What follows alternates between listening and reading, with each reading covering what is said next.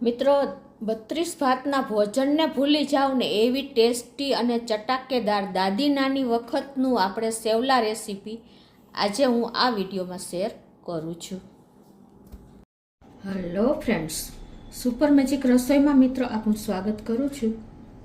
આજે હું સેવલાની રેસીપી તમારી સાથે શેર કરું છું, જે આપણા દાદી નાની વખતની આ રેસીપી છે. પણ અત્યારની જનરેશન ભૂલી ગઈ છે ને, એટલે એક વખત ટેસ્ટ કરશે ને તો દર વખતે બનાવશે.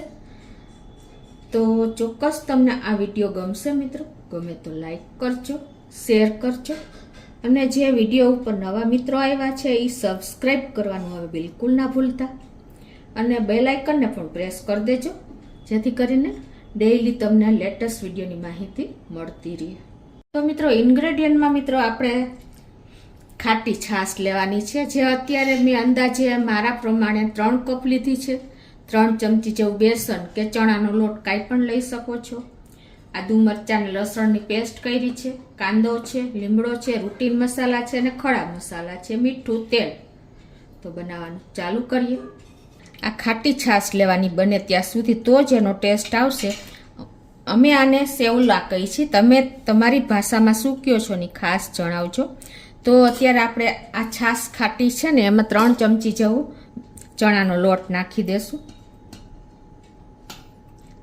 1 કપે 1 ચમચી હોય. પરફેક્ટ મેજરમેન્ટ લેશો ને તો તમારે કોઈ જાતની બીજી પ્રોબ્લેમ નહીં રહે. પરફેક્ટ એની કન્સિસ્ટન્સી આવશે. હવે આને આપણે એકદમ સરસ ઝીણીએથી બ્લેન્ડ કરી લઈએ.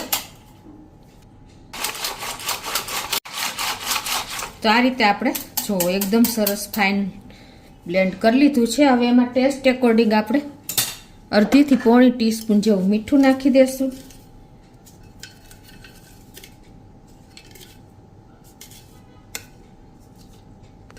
અને 1/4 ટીસ્પૂન જેવી હળદર નાખી દેશું.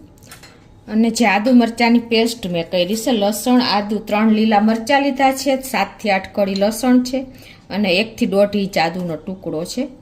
તો આ બધું જ આપણે સરસ મિક્સ કરી લેશું ખાટી છાશ અને બેસનના બેટરમાં. અને હવે આ બાજુ આપણે ગેસ ઓન કરી અને તેલ ગરમ કરવા મૂકી દઈએ. તો 1 થી 1.5 ટેબલ સ્પૂન જેવું આપણે તેલ મૂકી દેશું અને ગરમ કરી લઈએ. તેલ ગરમ થઈ ગયું છે. 1/4 ટીસ્પૂન રાઈ, 1/2 ચમચી જેવું જીરું આખું, અને 1/4 ટીસ્પૂન જેવી હિંગ, અને ખડા મસાલા નાખી દેશું. તો 1 ચક્રી ફૂલ છે, 1 તજનો ટુકડો નાખશું, 2 થી 3 લવિંગ નાખી દેશું. ખડા મસાલાના હિસાબે આમાં ટેસ્ટ બહુ સરસ આવે છે. 1 તમાલપત્ર આપણે કટકા કરીને નાખી દેશું, અને 1 સૂકું લાલ મરચું નાખશું.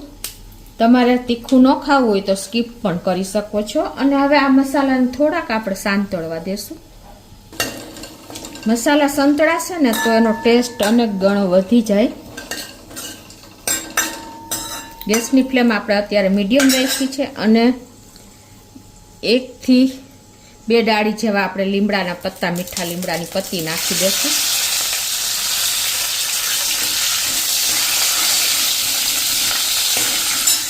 તો 1 મીડિયમ સાઈઝનો આપણે કાંદાને ઝીણો સમાર્યો છે, એને સાંતળી લઈએ. તો જો આપણે કાંદા પણ સંતળાઈ ગયા, સ્લાઇટ એવા ટ્રાન્સપરન્ટ થઈ ગયા છે. તો આ સ્ટેજે આપણે જે આ બેટર બનાવ્યું છે ને છાશ બેસનનું, એ નાખી દઈએ, અને આને આપણે આ રીતે હલાવતા રહેશું.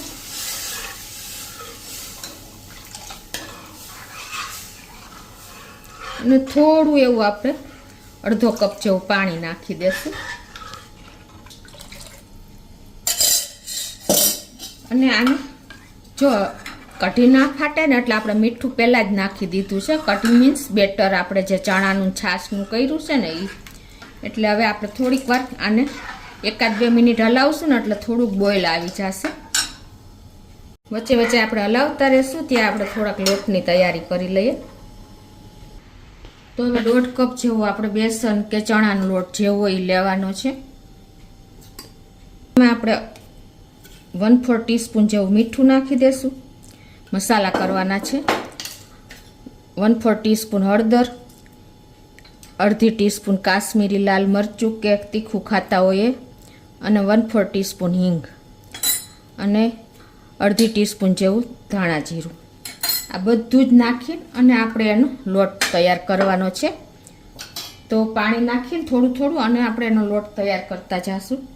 તો આ રીતે આપણે થોડું થોડું જ પાણી નાખીને અને મીડિયમ એવો, બહુ કઠણ નહીં અને બહુ ઢીલો નહીં એવો લોટ તૈયાર કરશું. મિત્રો, આ દાદી નાની વખતની આપણી વિસરાતી વાનગી છે. હવે મિત્રો, જો તમારે આ સેવ પાડવાની છે તો તમે આપણે જે ભાવનગરી ગાંઠિયાની જારી હોય ને એમાં તમે સંચામાં પણ પાડી શકો છો અને જારામાં પણ તૈયાર કરી શકો છો. જાણવાનું શું છે કે જો તમે સંચામાં પાડો ને તો થોડોક કઠણ લોટ બાંધવાનો અને જારામાં પાડો ને તો આ રીતે થોડોક સોફ્ટ, એટલે કે એકદમ થોડોક ઢીલો આપણે લોટ રાખવાનો છે. આટલી ખાસ નોટ કરજો. તો જો હવે આ બાજુ આપણે આ બેટર પણ ઉકળી જ ગયું છે. જે વઘાર કર્યો ને એ તમને ખ્યાલ આવી જતો હશે. બબલ્સ આવે ને એ જ ટાઈમે તમારે આમાં સેવ પાડવાની છે. એટલે અત્યારે હું જારામાં પાડું છું. તો મેં લોટની કન્સિસ્ટન્સી આવી રાખી છે, જુઓ આ ટાઈપની. તો આ રીતે તમારે જારો રાખી અને તમારે એને સેવ પાડી લેવાની છે. ટૂંકમાં તમારું બેટર આપણે જે વઘાર કર્યો છે ને એ ઉકળે ને પછી જ તમારે આને પાડવાની છે. એટલે એકદમ છૂટી છૂટી સેવ તમારી તૈયાર થશે. નહીતર શું થશે કે જો બેટર ઉકળું નહીં હોય અને તમે સેવ પાડશો ને તો તમારી સેવનો લોચો થઈ જશે.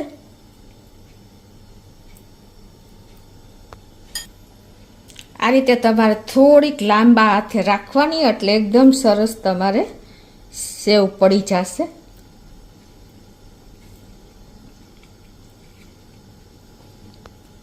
હવે મિત્રો, આને તમારે તરત જ સેવ પાડ્યા પછી ચમચો નથી હલાવવાનો. થોડુંક આપણે એકાદ મિનિટ થાય ને પછી તમારે આ રીતે સેજ ચમચો હલાવવાનો. નહીતર શું થશે, તમારી સેવ જે પાડી છે ને એ લોચો થઈ જશે. જુઓ, હવે આને આપણે 7 થી 8 મિનિટ ઉકળવા દેશું. અને છાશ પાણીની જરૂર લાગે ને તો તમારે થોડુંક અત્યારે પાણી નાખી દેવાનું. ખાટી છાશ હશે ને તો જ આનો ટેસ્ટ આવશે. મિત્રો, આપણે જે લોટ બાંધ્યો હતો ને એ પાણી તમારે આમાં નાખી દેવાનું, સેજ થોડુંક નાખી. હવે જો બબલ્સ પણ આવી ગયા છે. 5 થી 7 મિનિટ જેવું થયું છે. જો પહેલાં જ આપણે બેટર તો ઉકાળી જ લીધું હતું અને આ નાખ્યા પછી પણ આપણે 7 થી 8 મિનિટ ઉકાળવાનું છે. તો જ આપ સરસ તમારી જે સેવલા છે ને એ પાકશે, એટલે કે કૂક થશે. તો હવે આપણે આ કમ્પ્લીટ ઉકળી ગયું છે 7 થી 8 મિનિટ સુધી.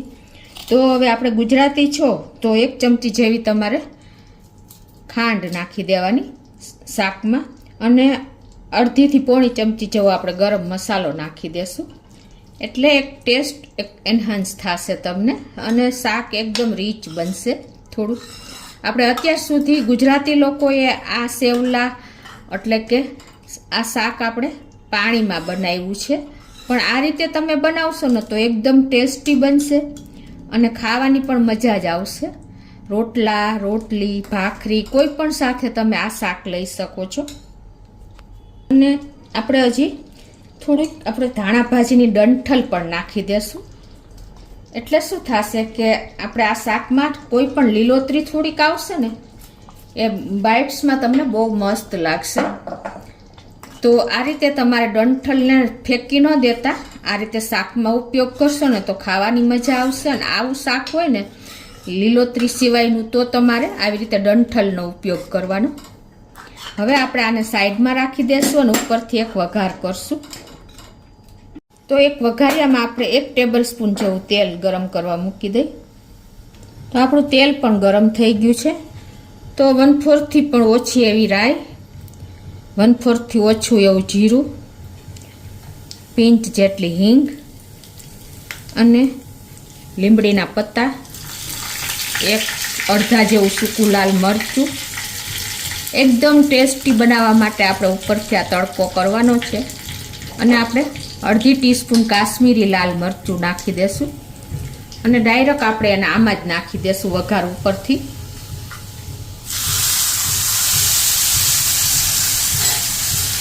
અને હવે આપણે થોડુંક શાક આમાં પણ નાખી દઈએ